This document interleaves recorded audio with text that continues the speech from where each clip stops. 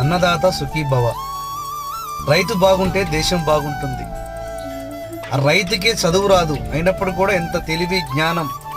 ఒక పంట నష్టపోతే మరొక పంట వేస్తాడు, మరొక పంట నష్టపోతే మరో పంట వేస్తాడు. ఎప్పుడు భూమి మీద ఏదో ఒక పంటను నాటుతూనే ఉంటాడు కదా. ఏ ఫెయిల్యూర్కి భయపడాడు.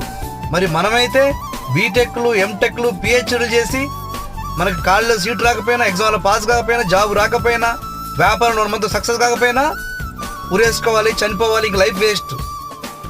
రైతును చూసి నేర్చుకోండి. ఒక ఫెయిల్ అయినప్పుడు మరలా ప్రయత్నం చేయాలి. దీనికి కారణం కూడా ఎవరు? మనమే, సమాజం, సొసైటీయే. ఎందుకనంటే వీడు ఫెయిల్ అయ్యండి, వీడు వేస్ట్ అంటారు. ఫెయిల్ అయినప్పుడు మరొకసారి ప్రయత్నం చేయాలని చెప్పాలి కానీ నెగిటివ్గా మనిషిని క్రిటిసైజ్ చేయకూడదు. రైతు వెన్నుముక దేశానికి కదా. రైతును చూసి నేర్చుకోండి. నువ్వు దేంట్లో ఫెయిల్ అయినా మరలా నువ్వు స్టార్ట్ చేయి, ఖచ్చితంగా నీకు విక్టరీ వస్తుంది, సక్సెస్ అవుతుంది.